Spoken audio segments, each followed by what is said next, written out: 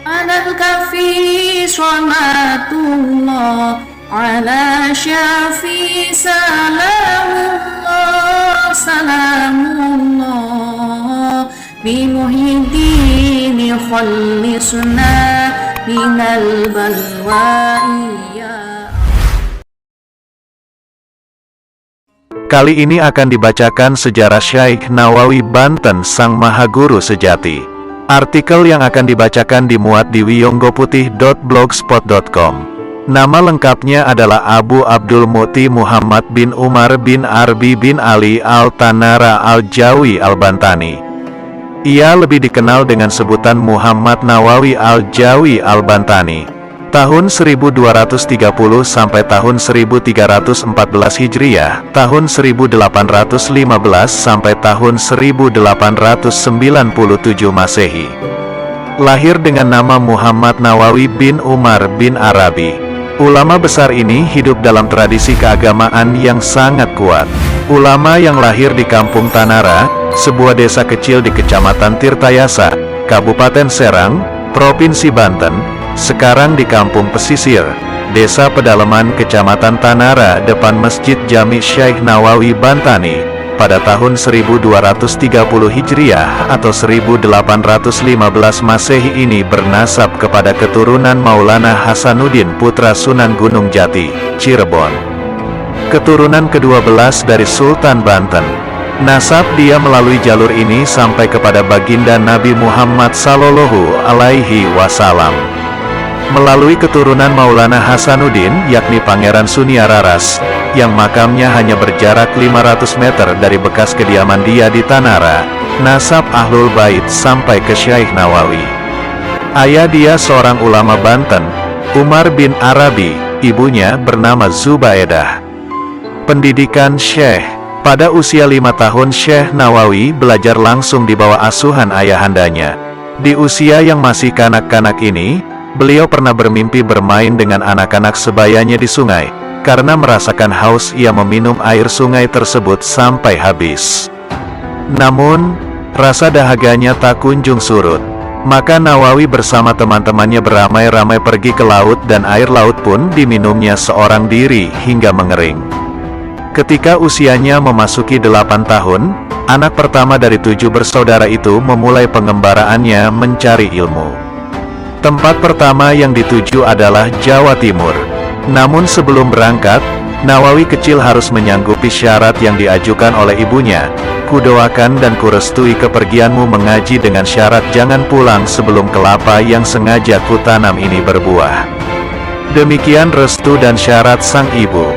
Dan Nawawi kecil pun menyanggupinya. Maka berangkatlah Nawawi kecil menjalankan kewajibannya sebagai seorang muslim, yaitu menuntut ilmu. Setelah 3 tahun di Jawa Timur, beliau pindah ke salah satu pondok di daerah Cikampek, Jawa Barat, khusus belajar lughat, bahasa, beserta dengan 2 orang sahabatnya dari Jawa Timur. Namun, sebelum diterima di pondok baru tersebut, mereka harus mengikuti tes terlebih dahulu. Ternyata mereka bertiga dinyatakan lulus. Tetapi menurut kiai barunya ini, pemuda yang bernama Nawawi tidak perlu mengulangi mondok. Nawawi, kamu harus segera pulang karena ibumu sudah menunggu dan pohon kelapa yang beliau tanam sudah berbuah. Terang sang kiai tanpa memberitahu dari mana beliau tahu masalah itu. Tidak lama setelah kepulangannya, Nawawi muda dipercaya yang mengasuh pondok yang telah dirintis ayahnya. Di usianya yang masih relatif muda, beliau sudah tampak kealimannya sehingga namanya mulai terkenal di mana-mana. Mengingat semakin banyaknya santri baru yang berdatangan dan asrama yang tersedia tidak lagi mampu menampung, maka Kiai Nawawi berinisiatif pindah ke daerah Tanara Pesisir. Pada usia 15 tahun, ia mendapat kesempatan untuk pergi ke Mekah menunaikan ibadah haji. Di sana ia memanfaatkan waktunya untuk mempelajari beberapa cabang ilmu. Di antaranya adalah ilmu kalam, bahasa dan sastra Arab, ilmu hadis, tafsir dan ilmu fiqh. Setelah 3 tahun belajar di Mekah, ia kembali ke daerahnya tahun 1833 Masehi dengan khazanah ilmu keagamaan yang relatif cukup lengkap untuk membantu ayahnya mengajar para santri. Syekh Nawawi telah mengajar banyak orang. Sampai kemudian karena karamahnya yang telah mengkilap sebelia itu, dia mencari tempat di pinggir pantai agar lebih leluasa mengajar murid-muridnya yang kian hari bertambah banyak. Pada usia 15 tahun dia menunaikan haji dan berguru kepada sejumlah ulama terkenal di Mekah, seperti Syekh Hatib Al-Sambasi, Abdul Ghani Bima, Yusuf Sumbulaweni, Abdul Hamid Dagestani, Syekh Said Ahmad Nahrawi, Syekh Ahmad Dimyati, Syekh Ahmad Zaini Dahlan, Syekh Muhammad Hatib Hambali, dan Syekh Junaid Al-Betawi. Tapi guru yang paling berpengaruh adalah Syekh Said Ahmad Nahrawi, Syekh Junaid Al-Betawi dan Syekh Ahmad Dimyati, ulama terkemuka di Mekah. Lewat ketiga syekh inilah karakter dia terbentuk. Selain itu juga ada dua ulama lain yang berperan besar mengubah alam pikirannya, yaitu Syekh Muhammad Hatib dan Syekh Ahmad Zaini Dahlan, ulama besar di Madinah. Perjuangan dan nasionalisme Syekh. 3 tahun bermukim di Mekah, dia pulang ke Banten. Sampai di tanah air dia menyaksikan praktik-praktik ketidakadilan, kesewenang-wenangan dan penindasan dari pemerintah Hindia Belanda. Ia melihat itu semua lantaran kebodohan yang masih menyelimuti umat. Tak ayal, gelora jihad pun berkobar. Dia keliling Banten mengobarkan perlawanan terhadap penjajah. Tentu saja pemerintah Belanda membatasi gerak-geriknya. Dia dilarang berkhutbah di masjid-masjid.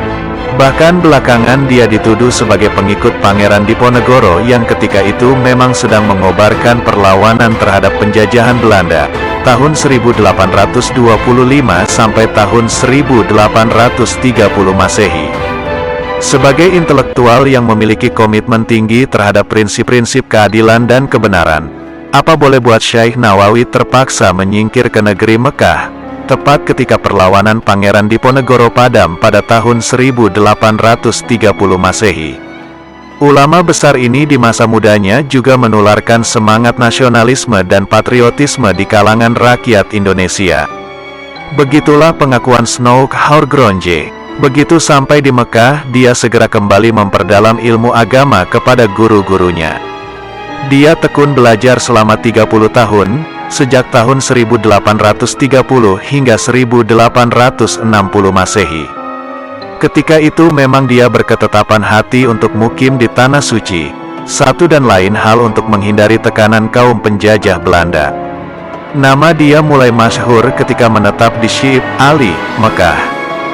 Dia mengajar di halaman rumahnya. Mula-mula muridnya cuma puluhan, tapi makin lama makin jumlahnya kian banyak. Mereka datang dari berbagai penjuru dunia. Maka jadilah Syekh Nawawi Al-Bantani Al-Jawi sebagai ulama yang dikenal piawai dalam ilmu agama, terutama tentang tauhid, fikih, tafsir, dan tasawuf. Nama beliau semakin melejit ketika dia ditunjuk sebagai pengganti Imam Masjidil Haram, Syekh Hatib Al-Minangkabawi. Sejak itulah beliau dikenal dengan nama resmi Syekh Nawawi Al-Bantani Al-Jawi.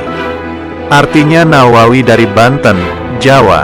Piawai dalam ilmu agama, masyhur sebagai ulama. Tidak hanya di kota Mekah dan Madinah saja dia dikenal, bahkan di negeri Mesir nama dia masyhur di sana. Itulah sebabnya ketika Indonesia memproklamirkan kemerdekaannya, Mesir negara yang pertama-tama mendukung atas kemerdekaan Indonesia. Syekh Nawawi Banten sebagai mahaguru sejati. Syekh Nawawi masih tetap mengobarkan nasionalisme dan patriotisme di kalangan para muridnya yang biasa berkumpul di perkampungan Jawa di Mekah. Di sanalah dia menyampaikan perlawanannya lewat pemikiran-pemikirannya. Kegiatan ini tentu saja membuat pemerintah Hindia Belanda berang. Tak ayal, Belanda pun mengutus Snouk Haurgronje ke Mekah untuk menemui dia.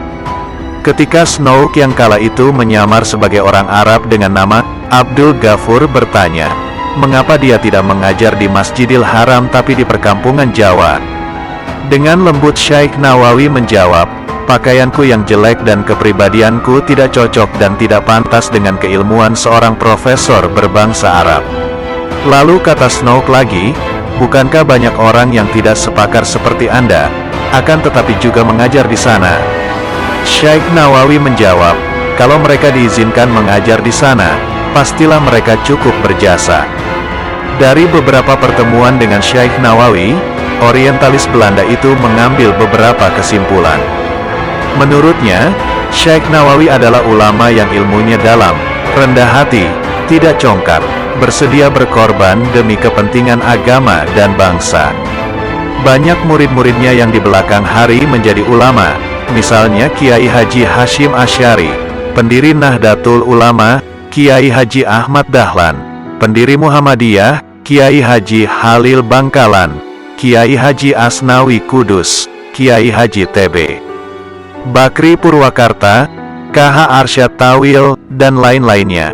Konon, Kiai Haji Hashim Asy'ari saat mengajar santri-santrinya di pesantren Tebu Ireng sering menangis jika membaca kitab fikih Fath al-Qorib yang dikarang oleh Syekh Nawawi. Kenangan terhadap gurunya itu amat mendalam di hati Kiai Haji Hashim Asy'ari hingga haru tak kuasa ditahannya setiap kali baris Fath al-Qorib ia ajarkan pada santri-santrinya. Syekh Nawawi Al-Bantani Al-Jawi menikah dengan Nyai Nasimah, gadis asal Tanara, Banten dan dikaruniai 3 anak, Nafisah, Maryam, Rubiah. Sang istri wafat mendahului beliau. Nama Syekh Nawawi Banten sudah tidak asing lagi bagi umat Islam Indonesia. Bahkan kebanyakan orang menjulukinya sebagai Imam Nawawi kedua. Imam Nawawi pertama adalah yang membuat Syarah Sahih Muslim, Majmu', Syarhul Muhadzab, Riyadus Sholihin, dan lain-lain. Melalui karya-karyanya yang tersebar di pesantren-pesantren tradisional yang sampai sekarang masih banyak dikaji, nama Kiai asal Banten ini seakan masih hidup dan terus menyertai umat memberikan wejangan ajaran Islam yang menyejukkan. Di setiap majelis taklim karyanya selalu dijadikan rujukan utama dalam berbagai ilmu, dari ilmu tauhid, fiqh, tasawuf sampai tafsir. Karya-karyanya sangat terkenal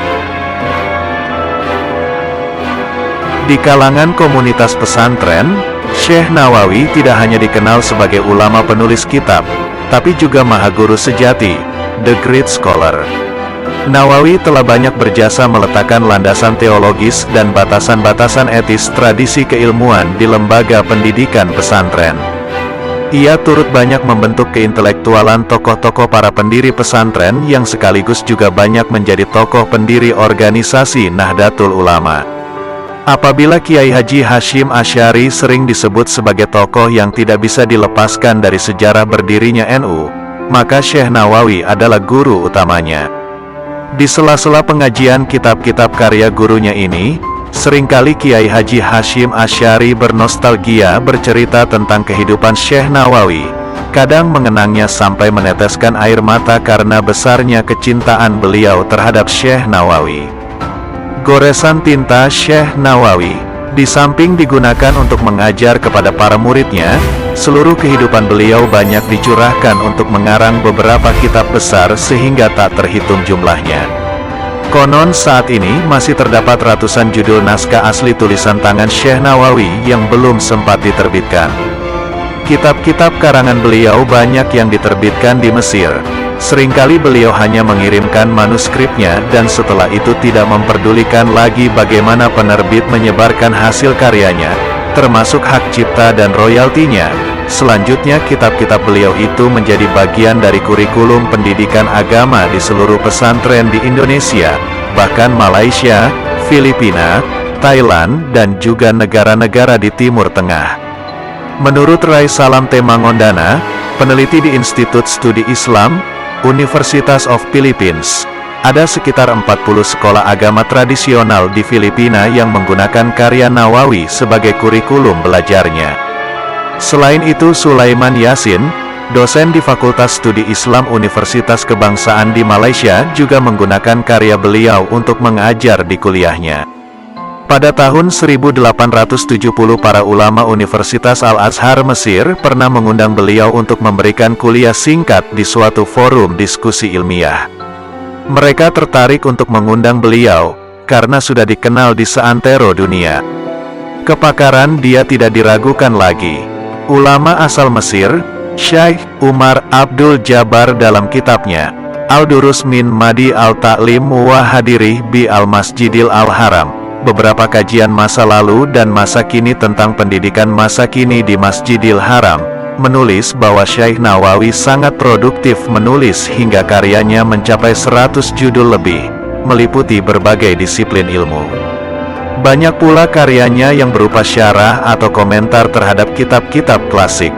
Sebagian dari karya-karya Syekh Nawawi diantaranya adalah sebagai berikut: Al-Samar Al-Yaniyah Syarah Al-Riyadul Al-Badiyah, Al-Aqd Al-Samin Syarafat Al-Mubin, Sulam Al-Munajah Syarah Safina Al-Salah, Baja Al-Wasail Syarah Al-Risalah Al-Jamiyah Bain Al-Usul wa Al-Fiqh wa Al-Tasawuf, Al-Taushih Ku Al-Habib Al-Garib Syarah Fat Al-Qorib Al-Mujib, Nihaya Al-Zayin Syarah Qurah Al-Ain bi Muhimah Al-Din, Maraki Al-Ubudiyah Syarah Matan Bidayah Al-Idayah, Nasaih Al-Ibad Syarah Al-Manbahatu, Ala Al-Istidat Li Yaum Al-Miyad, Salalim Al-Fatlah Syarah Mandumah Idayah Al-Askiyah, Komiu Al-Tagian Syarah Mandumah Syubu Al-Iman, Al-Tafsir Al-Munir Li Al-Mualim Al-Tanzil Al-Mufasir, An Wujuh Mahasin Al-Tawil Musama Murah Labit Li Kasyafi Mana Quran Majid,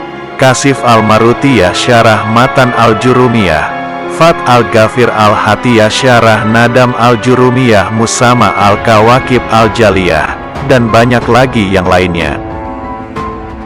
Karya tafsirnya, Al-Munir, sangat monumental. Bahkan ada yang mengatakan lebih baik dari tafsir Jalalain, karya Imam Jalaluddin Al-Suyuti dan Imam Jalaluddin Al-Mahali yang sangat terkenal itu. Sementara Kasifah Al-Sajah Syarah merupakan syarah atau komentar terhadap kitab fikih Safinah Al-Neja, karya Syekh Salim bin Sumair Al-Hadrami. Para pakar menyebut karya dia lebih praktis ketimbang matan yang dikomentarinya. Karya-karya dia di bidang ilmu akidah, misalnya Tijan Al-Darari, Nur Al-Dalam, Fat Al-Majid. Sementara dalam bidang ilmu hadis, misalnya Tanqih Al-Qaul. Karya-karya dia di bidang ilmu fikih, yakni Sulam Al-Munajah, Nihaya Al-Zain, Kasifah Al-Sajah. Adapun Komiu Al-Tagian, Nasaih Al-Ibad dan Minhaj Al-Ragibi merupakan karya tasawuf. Ada lagi sebuah kitab fikih karya dia yang sangat terkenal di kalangan para santri pesantren di Jawa, yaitu Syarah Uqud Al-Lujain fi Bayan Hukuk Al-Zaujain. Hampir semua pesantren memasukkan kitab ini dalam daftar paket bacaan wajib, terutama di bulan Ramadan. Isinya tentang segala persoalan keluarga yang ditulis secara detail. Hubungan antara suami dan istri dijelaskan secara rinci. Kitab yang sangat terkenal ini menjadi rujukan selama hampir seabad. Tapi kini, seabad kemudian kitab tersebut dikritik dan digugat, terutama oleh kalangan muslimah. Mereka menilai kandungan kitab tersebut sudah tidak cocok lagi dengan perkembangan masa kini.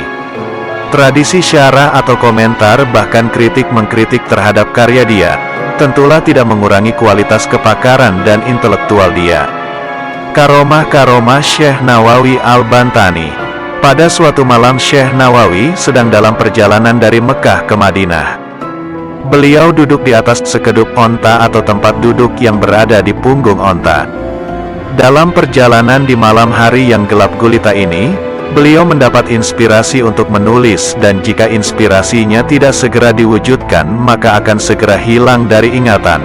Maka berdoalah ulama, alim alama ini, "Ya Allah, jika inspirasi yang Engkau berikan malam ini akan bermanfaat bagi umat dan Engkau ridai, maka ciptakanlah telunjuk jariku ini menjadi lampu yang dapat menerangi tempatku dalam sekedup ini, sehingga oleh kekuasaanmu akan dapat menulis inspirasiku." Ajaib, dengan kekuasaannya, seketika itu pula telunjuk Syekh Nawawi menyala, menerangi sekedupnya. Mulailah beliau menulis hingga selesai dan telunjuk jarinya itu kembali padam setelah beliau menjelaskan semua penulisan hingga titik akhir. Konon, kitab tersebut adalah kitab Marokil Ubudiyah, komentar kitab Bidayatul Hidayah karangan Imam Al-Ghazali. Konon, pada suatu waktu pernah dia mengarang kitab dengan menggunakan telunjuk dia sebagai lampu, saat itu dalam sebuah perjalanan. Karena tidak ada cahaya dalam syukduf, yakni rumah-rumahan di punggung unta, yang dia diami, sementara aspirasi tengah kencang mengisi kepalanya. Syekh Nawawi kemudian berdoa memohon kepada Allah Ta'ala agar telunjuk kirinya dapat menjadi lampu menerangi jari kanannya yang untuk menulis. Kitab yang kemudian lahir dengan nama Maraki Al-Ubudiyah Syarah Matan Bidayah Al-Hidayah itu harus dibayar dia dengan cacat pada jari telunjuk kirinya. Cahaya yang diberikan Allah pada jari telunjuk kiri dia itu membawa bekas yang tidak hilang. Karamah beliau yang lain juga diperlihatkannya di saat mengunjungi salah satu masjid di Jakarta, yakni Masjid Pekojan. Masjid yang dibangun oleh salah seorang keturunan cucu Rasulullah Shallallahu Alaihi Wasallam, Sayyid Utsman bin Agil bin Yahya Al-Alawi, ulama dan mufti Betawi, sekarang ibu kota Jakarta, itu ternyata memiliki kiblat yang salah. Padahal yang menentukan kiblat bagi masjid itu adalah Sayyid Utsman sendiri. Tak ayal, saat seorang anak remaja yang tak dikenalnya menyalahkan penentuan kiblat, kagetlah Sayyid Utsman. Diskusi pun terjadi dengan seru antara mereka berdua. Sayyid Utsman tetap berpendirian kiblat Masjid Pekojan sudah benar. Sementara Syekh Nawawi remaja berpendapat arah kiblat mesti dibetulkan. Saat kesepakatan tak bisa diraih karena masing-masing mempertahankan pendapatnya dengan keras, Syekh Nawawi remaja menarik lengan baju lengan Sayyid Utsman. Dirapatkan tubuhnya agar bisa saling mendekat. Lihatlah Sayyid, itulah Ka'bah tempat kiblat kita. Lihat dan perhatikanlah, tidakkah Ka'bah itu terlihat amat jelas? Sementara kiblat masjid ini agak ke kiri, maka perlulah kiblatnya digeser ke kanan agar tepat menghadap ke Ka'bah. Ujar Syekh Nawawi remaja. Sayyid Utsman termangu.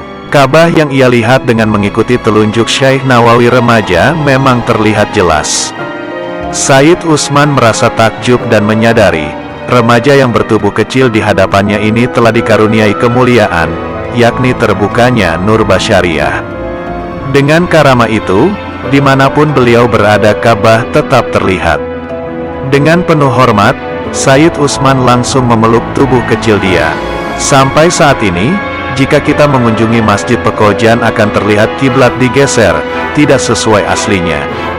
Telah menjadi kebijakan pemerintah Arab Saudi bahwa orang yang telah dikubur selama setahun kuburannya harus digali. Tulang belulang si mayat kemudian diambil dan disatukan dengan tulang belulang mayat lainnya. Selanjutnya semua tulang itu dikuburkan di tempat lain di luar kota. Lubang kubur yang dibongkar dibiarkan tetap terbuka hingga datang jenazah berikutnya terus silih berganti. Kebijakan ini dijalankan tanpa pandang bulu.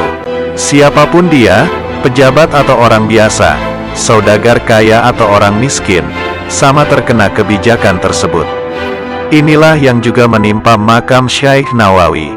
Setelah kuburnya genap berusia 1 tahun, datanglah petugas dari pemerintah kota untuk menggali kuburnya. Tetapi yang terjadi adalah hal yang tak lazim. Para petugas kuburan itu tak menemukan tulang belulang seperti biasanya.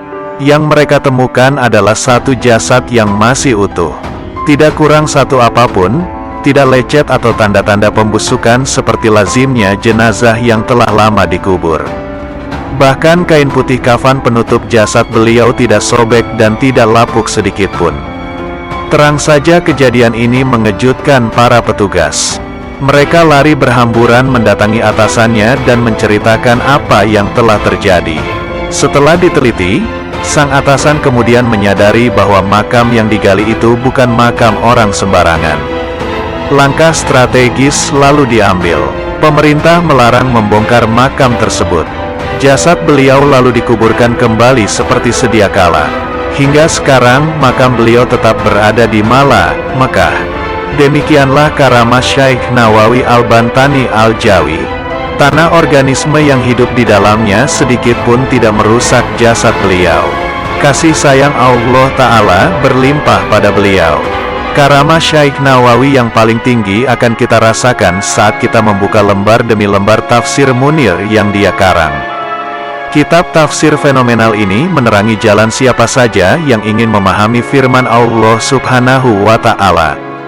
Begitu juga dari kalimat-kalimat lugas kitab fikih, Kasifah al-Saja, yang menerangkan syariat. Begitu pula ratusan hikmah di dalam kitab Nasai al-Ibad, serta ratusan kitab lainnya yang akan terus menyirami umat dengan cahaya abadi dari buah tangan beliau.